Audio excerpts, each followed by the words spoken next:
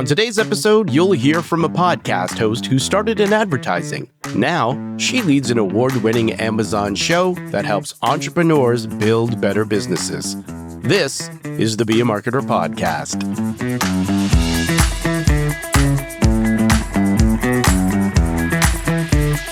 Be a Marketer. My name is Dave Charest, Director of Small Business Success at Constant Contact. And I help small business owners like you make sense of online marketing. And on this podcast, we'll explore what it really takes to market your business, even if marketing's not your thing. No jargon, no hype, just real stories to inspire you and practical advice you can act on. So remember, friend, you can be a marketer. And at Constant Contact, we're here to help. Well, hello, friend, and thanks for joining us for another episode of the Be a Marketer podcast. Do me a favor. Not only does she make every episode better, but she's also celebrating a birthday. So say happy birthday to the one and only Kelsey Carter. Woo! Hi, Kelsey. Hi, Dave. Happy birthday to you. It was my birthday. Thank you. So obviously, at the time of recording, it's your birthday, but it's not actually going to be your birthday when we hear this. But hey, you know what? Happy you were born. Thanks for being here. Thank you so much. You know what? I was happy I was born too. Way to go. Happy to be here. And you made it another, what is it, a trip around the sun? Nice job. I know. I can't believe it's honestly been a year. I feel like just in a blink of an eye, I'll be 30. It really 30. does. I know. It really does go quickly. And then, then you're in big trouble. Wow. That sounds so encouraging. No, looking back on it. Actually, no, I think things just keep getting better and better. 20s are a lot of figuring stuff out. 30s are, all right, I think we know where we're going. And then you kind of stumble around until you get there. But at least you're moving in a direction. So yeah, that's how I'm feeling at 29, where I feel like I kind of know where I'm going. Yeah. So I feel like earlier I was just like, no idea. But now I'm just like, okay, I feel solid, especially with like life, personal things and stuff like that. Like I feel good. Yeah. Well, good. Well, yay. Glad we could have some time to chat on your, pseudo birthday at this point. But oh, that's not the point of this podcast? Well, we were going to keep going and we were going to have you tell us all your wishes and all of those things. And maybe you have an Amazon account we can connect to and see if we can send you some gifts. I don't know. I was going to say, don't tempt me. Your face looks very excited about that. Forget it, friends. But if you do see Kelsey, say happy birthday. Thank you. So listen, one of the things we talk about a lot is the importance of foundations. I mean, I do a whole keynote on the foundations of digital marketing success. And I'm a big believer in just that idea that you need a strong foundation to build upon in order to do all of the other things. And I think we've seen this time and time again with just like, if you look at anybody any industry, anything, I think they're all relative, but it's just different things that you do. But you've got to do those foundational things to give you a firm foundation to start on. And then you can start to add those other elements to it, right? I mean, have you found this as you're coming into marketing as like a whole new thing, right? Are there basic things that you see, even in these conversations that we've had? I mean, are there basic things that you're seeing that come up again and again? Oh, absolutely. I think apps of what? Absolutely. I was just like, I wasn't going to acknowledge it, but you did. But so I felt you. like, let's go. I would say the biggest thing for me is honestly like community building. That's something that I hear time and time again from anyone, no matter how big or small. Yeah, that is a huge one that we hear all the time. And I think it's funny though, but even if you get into just the campaigns themselves, right? Like just thinking about content campaigns, like even just the ways you build your business, it all comes down to almost, you feel like it's magic sometimes, but it really all comes down to having a solid foundation which to build upon. And I'm excited for our conversation today because we've got a good one for you. And what stood out to me about the conversation was how our guest really builds everything from the ground up with intention. Again, that's an important word. Foundations, intention, knowing where you want to go, knowing what you want to do, and really building on that. And that's what gets you going. It's not about doing the one little tactic, right? It's about having that stuff. Then you can layer on top of things. So Kelsey, I'm going to go to you. Who's joining us today? Today's guest is Andrea Marquez. She is the senior producer and host of This is Small Business, an award-winning Amazon podcast. Based in the United States, Andrea is a first-generation Latina who grew up surrounded by entrepreneurs and now uses her own platform to tell their stories in a meaningful and educational way. Amazon hired her actually specifically to bring this podcast to life, And that's exactly what she's done. She's built a high-quality show that serves small business owners and aspiring founders with practical insights and their inspiring stories. Yeah, Andrea's journey, both in life and in podcasting, really centers on this idea. Again, here it comes, right? But real success starts with strong foundations. And when you start thinking about from audience research and branding to business frameworks, she really highlights how structure, preparation, and clarity are what truly enable creativity, growth, and resilience. But as she'll tell you, none of it works without intention, consistency, and the right team behind the scenes. And in our conversation today, you'll actually hear about some of that behind the scenes work that it takes to build the podcast that actually grows and actually why most people get it wrong. You'll hear how frameworks like the 5 whys and test, fail, and learn fast are used by successful founders to stay focused, and why showing up authentically might be the most powerful marketing move you can make. So let's go to Andrea now as she shares why everything starts with understanding your audience and the importance of telling each story the right way. I have a great team that works with me. So I want to start by saying that it does take people who are dedicated to wanting this to do well and to tell the stories correctly. We work backwards from 2 things, probably from the listener. And if you're not putting your listener first as a podcast, then what are you doing really? And the person that we're telling the story of, or the business or the brand. And so we make sure that we stay true to both of these things, that we're thinking about what our listener is going to grab from whatever story we're telling, while at the same time staying authentic to the story of the person who's on, of the guest who's our podcast guest, of our episode guest. So everything comes from that. And then moving forward, it's about staying consistent. It's about staying well organized. And one of the things that I always tell people when they ask me big considerations of starting their own podcast is setting the right foundation. So right at the beginning, we did all of the research to understand who our audience is. We did the listener persona, all of the things that are very unsexy, but super necessary moving forward. We did all of the branding templates. We wanted to understand what colors we were using, what fonts, like from the nitty gritty all the way to what does a soundtrack sound like? What does my voice sound like? Where do I come into the story as well as the host? So everything starts from understanding who you're telling this story to and why they want to hear it, all the way to the every single day of recording and guest chasing and scheduling, etc. It's amazing when you think about it too, right? Where there's so many facets that kind of make this thing go, right? And so many things involved, and people like, hey, that's a cool 20-minute episode. Awesome. Must be easy. Let's start a podcast, right? Everybody wants to start a podcast now. And it's like, okay, cool. But let's have a conversation first, right? To figure out if that's actually the way we want to go. I'm curious, what's your connection to small businesses? As a podcaster now, for me, I'm always thinking, of course, podcasting is no longer about just grabbing a mic and recording yourself and calling it a day. Who would think that at this point? Who would think that podcasting doesn't require, of course it requires this huge team behind it. I mean, look at these podcasts selling for millions and millions of dollars. And yet there's still a lot of people who truly believe that just because they have a great conversation with their buddy while they're, at 2 a.m. on their apartment balcony, they're like, oh my God, this should be a podcast. That's still like the mindset. And we see this on TV shows too, like the murder podcast and everything, like with Only Murders in the Building. It's like this idea of, we're just going to record every single moment of the day on the phone and just call it. No, that is not how these things work.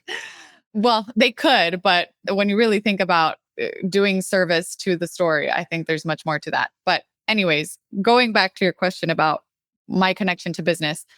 I come from an entrepreneurial family. I'm one of the only corporate girlies in my family, and everyone always points to that because everyone has tried or has a business of their own, except for me. Well, I have tried. I will say that. Smaller scale things.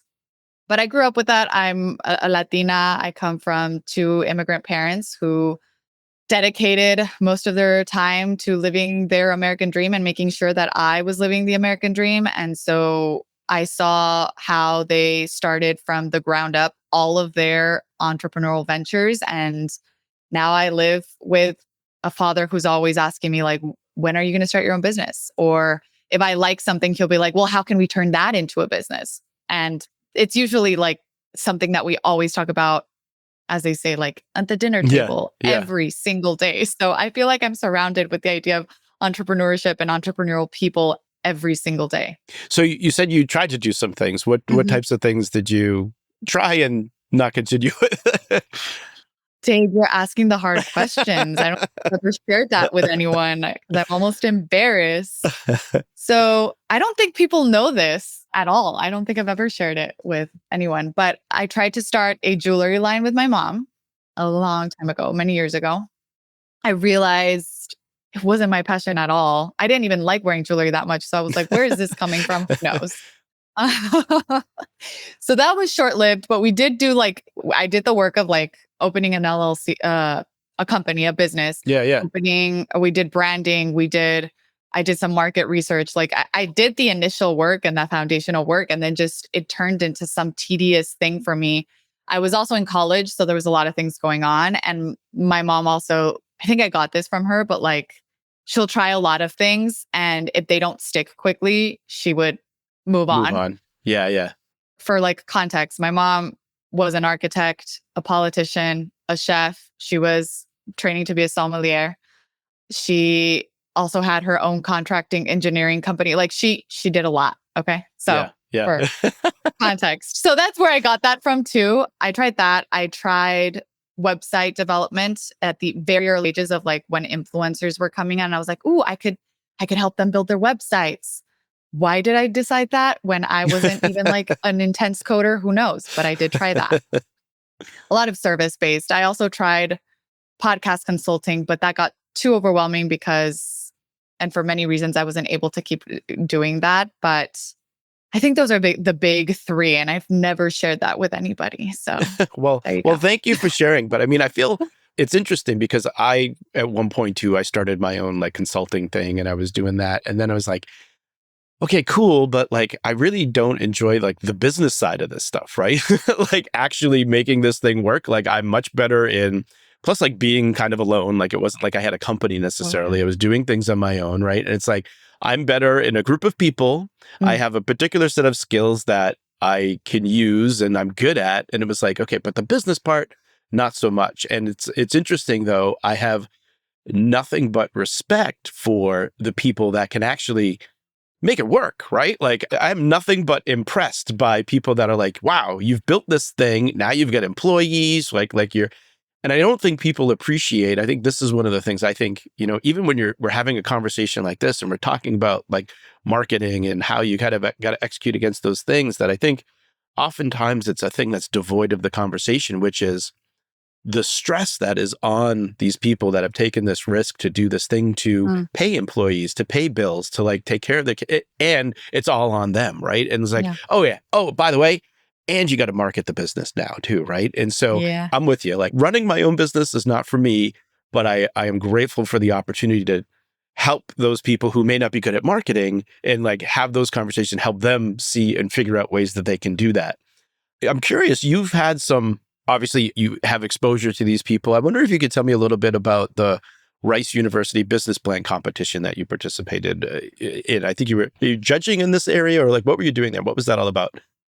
I love talking about this. There was 2 years I've been for the past 2 years involved. The first year I produced a podcast miniseries around the Rice University business plan competition. It followed 4 teams in the competition, all the way from them preparing and planning before the competition. So weeks before, and what they were doing, what their business was like, telling their founder stories, and to the days of the competition and how that went, if they were semi-finalists, if they were finalists, what they won, if they didn't win, etc. And then we followed them a couple weeks, actually a month after the competition, to see how the competition and the experience influenced their business plans or business opportunities that came from that. And then the second year, I went again as a judge. There was no miniseries around it, but both times, I will tell you, it fundamentally changed the way I see myself, because I realized just what you were saying right now. I don't think I have that muscle, that bone in my body that these people have. the way that they have been able to carry through an idea all the way to a product that sells or a service is so insane to me, because people often think about this entrepreneurial journey as the sexy things. We're up there getting our big check and posing. We're there giving those speeches. We're giving the TED Talk. Yeah. We are giving the podcast interviews. That's what they think about. And then actually sitting down with these founders to listen to them speak to each other about their product, about the business plan, about how they pitched, how they got up there and told their story, how they answer questions live. Because for me, the craziest part in all of this was not even the pitching part for them. It was the Q&A portions. I swear this is a make or break part of all of these competitions that I've seen. It's how they're able to answer all the questions because they've already asked these questions to themselves, because they're prepared, because they did all the foundational work, and they're super committed. They're committed to taking this idea through. And these are not little product ideas. These are change the world ideas. These are environmental solutions, societal solutions, healthcare solutions. Like, these are ginormous responsibilities that they decided to take on, that I realized, wow, I don't know if I have that in me, honestly. And them not sleeping. A lot of these, it's a 3-day competition. The first day, they're broken up into many rooms and they get to practice pitch. And then based on those practice pitches, they go back and they have to re-edit their pitch. And then the second day, it's the same thing, but then they start narrowing it down to semifinalists and then finalists. And then the finalists give their ultimate pitch to a room full of investors and venture capitalists. And it's this insane thing. A lot of them wouldn't sleep. They didn't have a lot of time. A lot of these comments from these investors, these suggestions, quote unquote, were basically redo a lot of your business plan. And here you had these people in a couple of hours in one night's work trying to redo a whole business. Like, it was, and they would do it. And it was insane. And their commitment to this was just so infectious. And I remember in the miniseries, I had a co-host, Michele Gilbert, one of the ex-finalists of the previous years of the business plan competition, who was killing it with their business. And I turned to them and I was like, how did you do this? How? What is going on in your head? And their response was like, the question is, how could I not? For me, at least, it's just ingrained in my head, and I can't not think about this every day, all day. I love it. It's really interesting how, we always talk a lot about there's one resiliency, right? When everything comes up, like, it's always something different for a business owner every day, right? And it's like, okay, they figure it out and they figure out what they need to do to make it work. And I'm often finding too, it's funny to say this, right? But there's a freedom, because you've got to do so much more, and you're always you're doing it for yourself versus doing it for someone else. And I think that's what's really meant by the freedom of it, right? Like, I'm doing this for me, right? And it's just, I'm with you. It's such an amazing thing that people that do that have. What do you love most about what you're doing today? I want to give you a real answer to that, and not like an easy one of telling stories. I appreciate that. I think truly what keeps me going, what I love, is that every single day looks different to me. And because I wake up and I think, okay, why is it that I wake up every day and I'm excited for the day, even if I don't have an interview? So it's not about being able to talk to business owners all the time. It's not just about that, because I do get extra excited when I get to interview someone. But I really do think it's about creating my own journey. It's not, I'm privileged that I don't have a role. Yes, I'm in a corporate role, obviously, but it's a corporate role that I get to own, that I get to drive. Yeah. No one is there telling me every day, like, this is your to-do list. This is what I expect from you. I create the expectations around this role. I know what needs to get done. I create the to-do lists. I keep everyone informed. So it's very different to what I assume a lot of other corporate roles might look like and journeys might look like. And so I think it's all tied to, I guess, also being an entrepreneur, right? Where you own a lot of the trajectory of what your day-to-day looks like. It's very strange, right? Because like I agree, I have the same kind of thing that you have here, right? But so I can do that, right? Like I'm doing the same things. All right, here's what we want to do. Here's what we're going at. But then if you said to me, "Hey, Dave, now Yeah, do that for your own business," right? I'd be like, I know. "Oh no, I don't know. I don't know what to do. I don't know how to do I that." know, that's crazy. Right? Like it's such a good. But in the role that I'm in, I'm like, yeah, let's go. Here's what we're doing, right? And I mean, I guess you could argue that, like in some ways, I mean, it almost like having like your own little business within the company, Yeah. right? Like, so such a strange thing. I don't know. We're gonna have to Yeah. figure that out somehow. What do you think is the most challenging thing about what you're doing right now? Growing, I think, and continuing to grow Mm. How so? How do you mean that? Personally, or in all aspects. Personally, Mm. so I don't get too comfortable is one of the things I'm always grappling with. And then the podcast itself, growing our audience, growing the quality of the stories we tell, the way we tell our stories, and where we tell our stories as well, and doing it in the right way, right? Because there's always this conversation of podcasts, of video podcasts, and where is that going? And YouTube. Yes, all of that is incredibly important. But I'm more so afraid of being able to keep up quality and consistency wherever we show up Yeah. versus Yeah. scrambling to show up in the first place. Yeah, I know. Like similar, I'm like, okay, let's start with the audio, and then the video piece of it like adds a whole other layer of, because you want the finished thing to be good still, and it's not, again, not as simple as just No. okay, let's set up a couple of cameras, right? Like, so yeah, I'm with you on all that. So I want to move into like just thinking about, all right, you're creating this great product, you're doing this award-winning podcast, right? You come at it with some experience in marketing, of course, but walk me through like what are you actually doing, and is that even your role? Like, do you have somebody on the team that's responsible for that? But like, how do you actually market the podcast?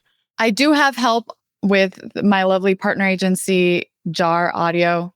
And we do have someone who dedicates most of their time to thinking about all of these things, but it really is a partnership. So Yeah. I'm always thinking about these things too. It's not simple because if you Google something like this of how do I market my podcast or how do I make my audience grow, it always leads to the same thing. Really, it's word of mouth. Mm-hmm. How do you do the word of mouth thing? Well, first of all, you have to be a good quality you have to be doing good content, right? Yeah. Secondly, people need to know that you exist, right? So how do people know you exist? I get on other podcasts like I'm doing right now as much as possible. We try to tap out or tap as much as we can within the podcast ecosystem. I truly believe that before we start tapping into social media or everything outside of the podcast ecosystem. Before even after the podcast ecosystem, that's where I think maybe email lists are also something that is very valuable. We don't have our own email list, which I think is incredibly important if you have a podcast. Once you've tapped into the whole podcast ecosystem space, then I think it's all about email lists. We're in the works of being able to do something like that. And then after that, I think actually in person is a lot more valuable sometimes for podcasts than immediately thinking about socials. And this is a controversial thing that I've talked to a lot of other podcasts about, which is like social media and podcasting. Everyone thinks social media might be like is always the answer to everything and discovery.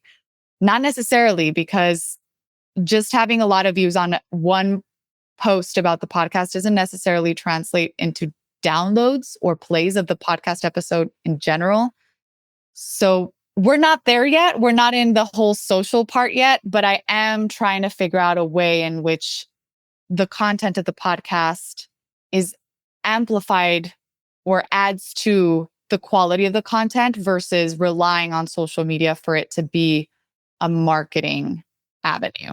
It's interesting that you say that, right? So I think, well, to your point about just social in general, I think social is the easy answer for any type of business in many instances, right? Regardless of it being a podcast, whatever the product or service is. And I think it boggles my mind, and it doesn't make me angry, but it upsets me sometimes because you'll see people spend so much time on social, putting so much effort into it, where I think that time could be spent other places that would be more impactful, right? Yeah, I agree. Again, hats off to the tech giants who have made social feel like you're doing something, right? And tapping into those things that I think make us human, right? That like, ooh, somebody liked it, somebody commented on it, right? They tap into those things really well to like make you want to go back there, right? And make it feel like you're doing something maybe more meaningful than it actually is.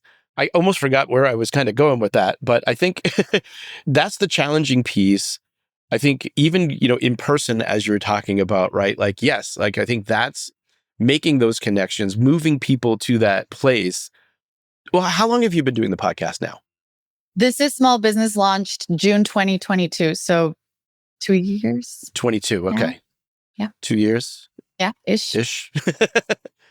So you've learned obviously this part of it, right? Like that the podcast is challenging, right? Social media isn't necessarily the challenge. This is what I was going to say, is that I actually find that the conversations and the things that you do are really more about continuing the story, not necessarily to get downloads, but to share them in another avenue. And so I'm often like, when we do this, although it's audio, like we'll take clips of this to promote a piece of this conversation, let's say, right?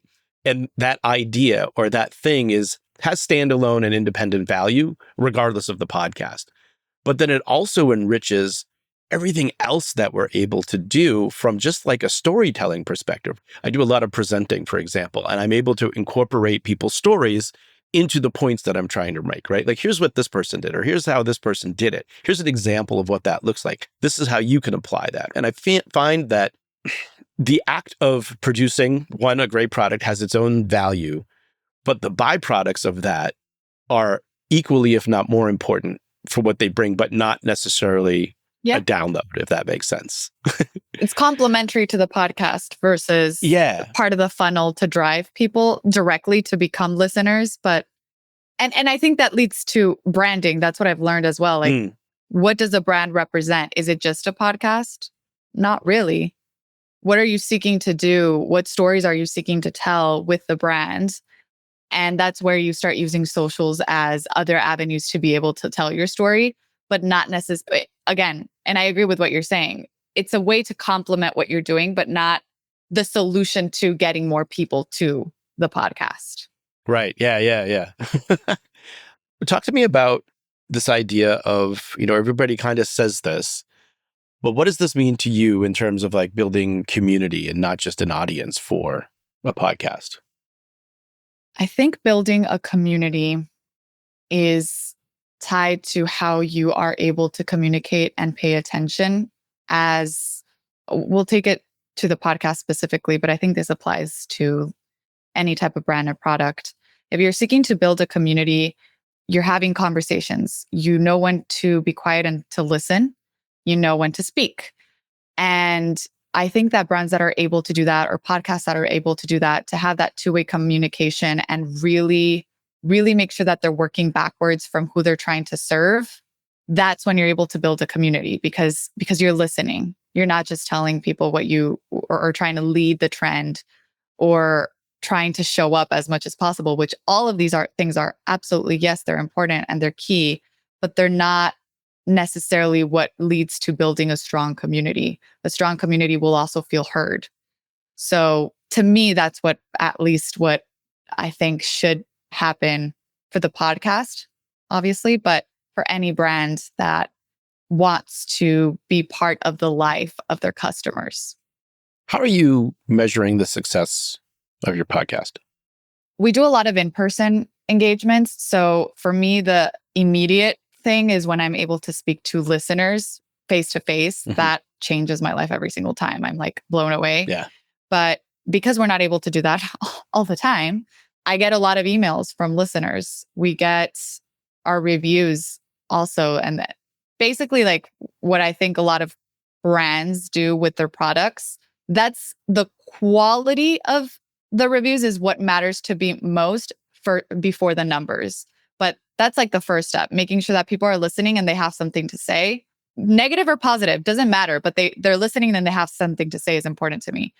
That's our first level of measurement. Our second, obviously, numbers, data. We do data, we do consumption rates, we do unique listeners, we do plays, we do follows / subscribers, depending on what platform we're using. Yep.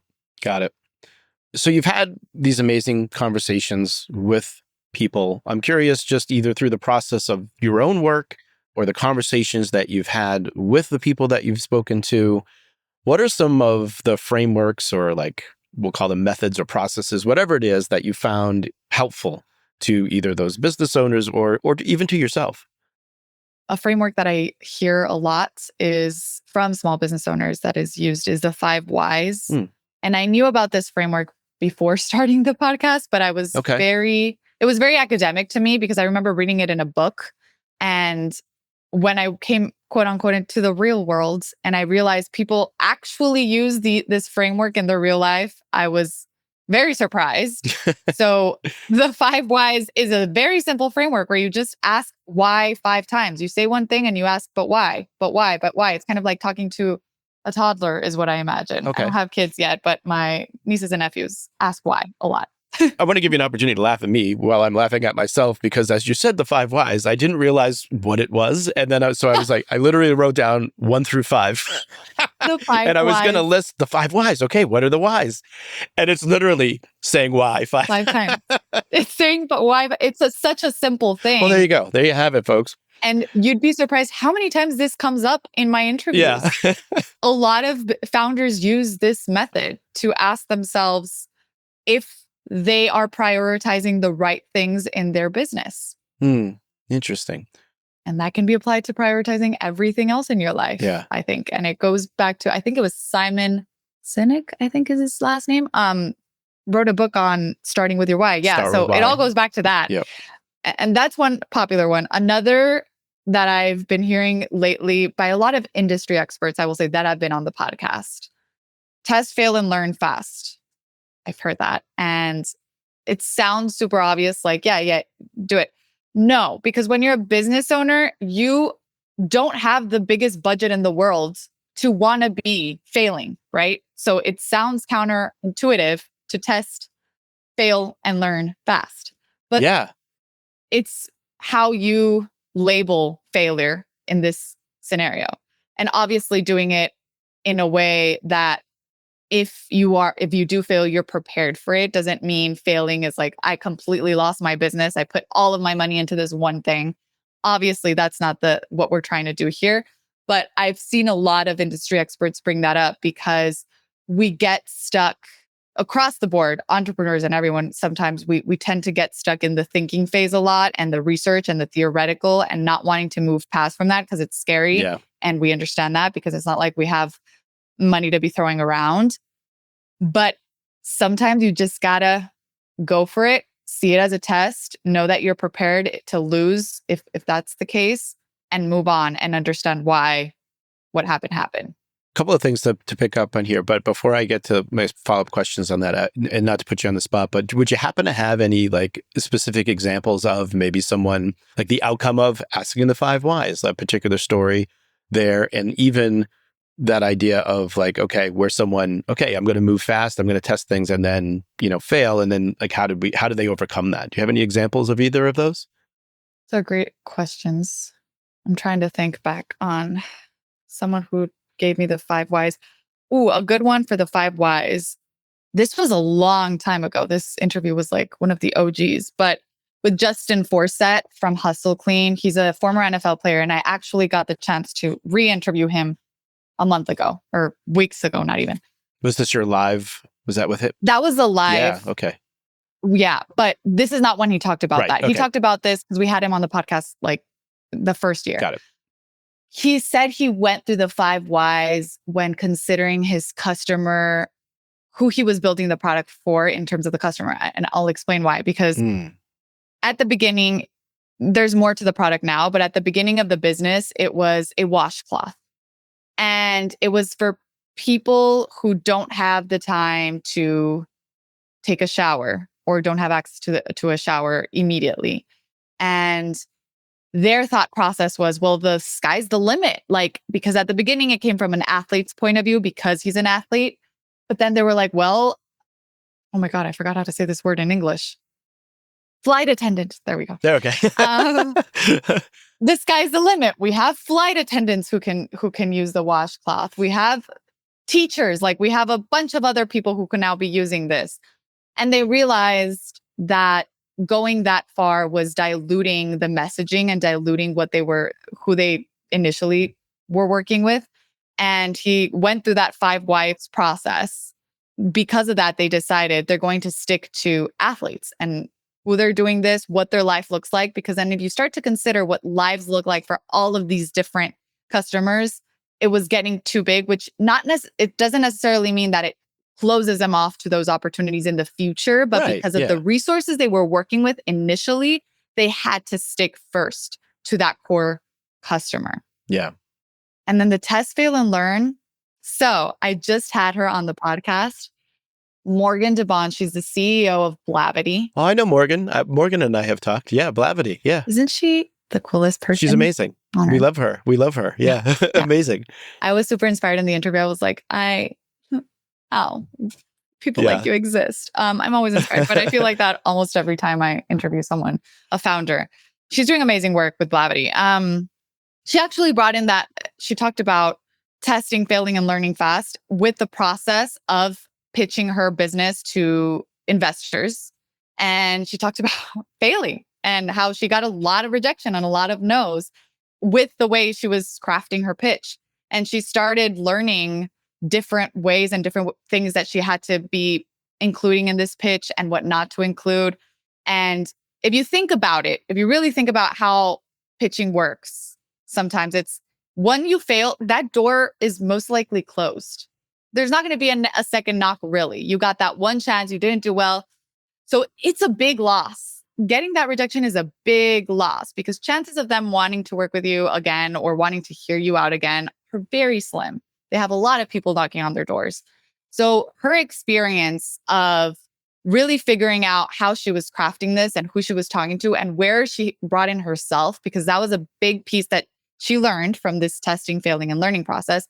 She learned that she was a very important piece to all of this that they wanted to hear from, and the authenticity and vulnerability that she brought to the role. And when she was able to do this, she got a big cash injection. I remember an investor who was like, I'm in it, and didn't even have to hear all the pitch and the big difference, she was able to bring in who she was as a person to the conversation.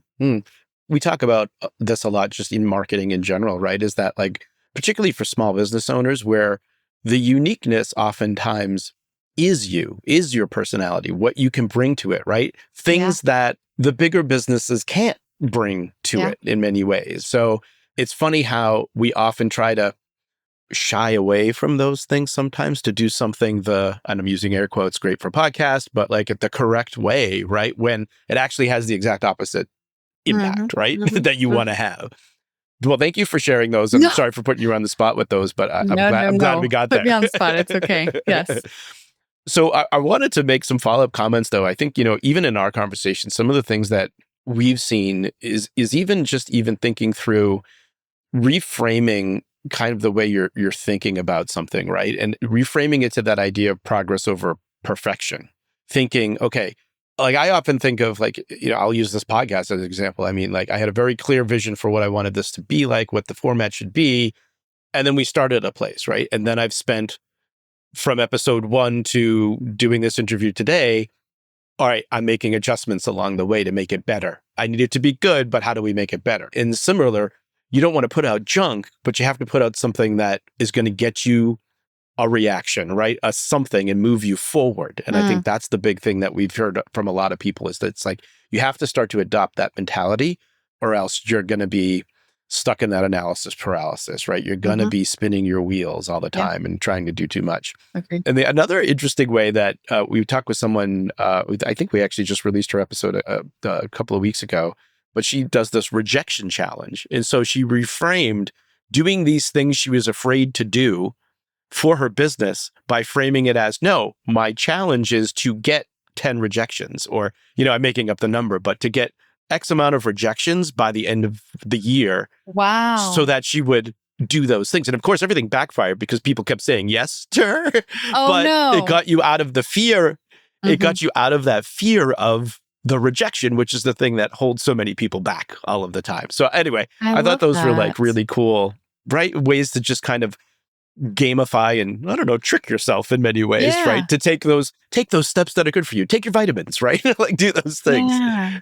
Doing that reminds me of that saying that's like when you least expect it, like when you stop caring about it, that's when you win. That's when the opportunity comes. And I've tested that theory in my own life. And I promise it's true. Like when I stop caring about that thing, shows up. When I stop wanting that thing, I get it. Maybe it's about like this refocus of your mind that there's other things that maybe you can prioritize in life, and you don't have to like put all of your eggs or all of your mind energy into one basket. Yeah. Obviously we've talked about, and you'll hear people talk about this all the time. It's just about like, oh, you've got to use the analytics and the data to really help you make the decisions. And I'm not saying that in a derogatory way. Of course you do. But based on what you've heard from people and based on even things that you've done in your own world creatively, I mean, when is it okay to make that decision based on a gut feeling, even if it might go against what you're seeing in the data? It's a good question. And it comes up a lot. I'll give you one example. My manager actually told me this exact phrase, and I see her as a mentor as well. But she said this, and I remember being like, gasp, how could you say something like that? And as a creative, I like sat down and I was like, wait, but she's right. Because let's say you do A/B testing for creative a lot and you get the data, you know what works, maybe what doesn't. And if it's like a resounding, like this works versus that, well, yeah, you got your answer, right? But that's not often the case for creative, because creative a lot of the times is subjective. So I've been in situations where I've done testing and I'm almost at a 50-50. What do I do with that? What do I do with that response? The answer could be you do it again, you tweak and you do it again and you do it again. But then we get into that whole analysis paralysis where how much are you making this product better exponentially by rehashing it out until you get like a definitive answer? Not much. So a specific example where I use this is we have a mini series coming up for the podcast that I can tell you about in a bit. And we were thinking about what the name of it. And if you do a podcast, you know that every single name under the sun has been taken. It is so hard to find a podcast name that has not been used. And we tested different names. And it was a situation where a lot of them tested very similarly. And so I said, what do I do in this situation? I personally think that one of these names is catchier. I can see myself as a host saying it many times and it just sounds better. I can envision it on a billboard, if you will. Like, I just like this name better, but the other ones also tested similarly. So what do I do? And that's where my manager came in and said, go with your gut. Just go with your gut. Do you think this is going to do better? Then just choose that name, because no one knows it more than you. You're in this world. You have the vision of what the end product is going to look like. So go with what you think is the best possible name, given the options you have for this. And so we chose the name based on obviously data, because we did do the data. Not going to lie. It wasn't purely on gut. But it was still similar that the final decision was taken based on my gut and a couple of other very important guts. Well, can you share it with us? Like, what Of are we looking forward to here? So coming up, or maybe in this case, already out once this episode is out. Probably already out. Is a mini series for This Is Small Business called This Is Small Business Behind the Buy. It is a companion podcast to a Prime Video show called Buy It Now that features contestants with products that pitch their products. This is super exciting. In front of 100 live customers. 100 live customers in the audience vote on products, if they would buy them or not, based on the pitch of the founder. They vote red or green light based on just the pitch. Then they unveil the price of the product, and customers are able to vote again. You either get more red lights, less red lights, more green lights, less green lights. And then based on that, all of the customers vote if this product goes to the next round. And then the next round is judged by a panel of judges made up of a celebrity CEO, like Gwyneth Paltrow, Tony Hawk are two examples, but there's more. An Amazon executive, and Jamie Siminoff, the creator of Ring. They then vote who wins, who's the ultimate winner of each episode, and if they get the grand prize of $20,000 and being featured in the Amazon store, the Amazon Buy It Now store. The podcast itself is going to be launching an episode every day after show episodes air, and we're going to be going into the origin story of the winners, behind the scenes of how they prepared, how they auditioned to be on the program, all of that behind the scenes information that we want, understanding how these people even got there in the first place. Jamie Siminoff is going to be with us every episode, giving us the lessons that we want to learn from these pitches. So that entrepreneurs can extract that when it comes to telling their story. It's all over the place because it's branding, it's pitching, it's business foundation. It's from how you even stand on stage and present this. And then we're also going to be talking about what the winners are going to be doing with their money. And a lot of them are doing very exciting things and what the future holds for these products as well. Very cool. Well, congratulations. I'm going to look forward to checking that out. Yeah, you definitely should. I definitely will. We're getting at the top of our time here. So my question to you to kind of close this out, what would you say to inspire a business owner, an entrepreneur listening today? Oh, mon Dieu. I asked this to my own guests, and I feel like Isn't it funny when you flip, the tables have turned, right? You're like, wait a minute. I'm like, okay. And I'll be honest, sometimes I'm like, am I the person to be inspiring these people? I don't know. But what I will say is think about what the worst that can happen is. And it's usually not that bad. I always do this exercise to myself and I say, what's the worst that can happen? Always. I play all of the possible scenarios. And sometimes you'll find that the worst that could happen is you not trying at all. So if you're on the cusp of maybe trying out a new venture of that, I think this applies. But also, even if you're a seasoned entrepreneur and you're halfway in and you're usually thinking, what's next? How can I go bigger? What can I be doing better? And I think the answer usually lies in just go out and do it. And if there's any group of people who have that muscle built in, I feel, or that exercise it all the time, it's entrepreneurs. So often I just find myself thinking, try it and see what happens and take it from there. Well, friend, let's recap some items from that discussion. Number 1, start with the unsexy work. Andrea emphasized the importance of building strong foundations, things like audience research, branding guidelines, and understanding your purpose. That groundwork, it may not feel glamorous, but it makes everything else that you do clearer and easier to execute. So take 30 minutes to map out who's your ideal customer. Who are they? What do they value? What problems do you solve for them? Number 2, use the 5 whys to find your focus. Andrea shared how entrepreneur Justin Forsett used this method to avoid diluting his brand and better define his audience. Asking why 5 times helped him zero in on who his product is truly for. Pick a recent marketing idea, a campaign, and ask why 5 times to uncover its true purpose and whether it aligns with your goals. Number 3, think progress over perfection. In both her own experience and in the stories she's heard, Andrea sees momentum as more valuable than flawless execution. Testing, failing, and learning quickly allows for faster growth and better decisions. So launch your next campaign with the mindset that it's an experiment. Measure the results, gather feedback, and improve from there. So here's your action item for today. Try running your next email or campaign with Constant Contact's A/B subject line testing feature. You'll quickly see what resonates, and it's a more practical way to start applying that test, fail, and learn fast mindset. You don't need perfection to move forward. You just need to start. I hope you enjoyed this episode of the Be a Marketer podcast. Please take a moment to leave us a review. Just go to ratethispodcast.com/BAM. Your honest feedback will help other small business marketers like yourself find the show.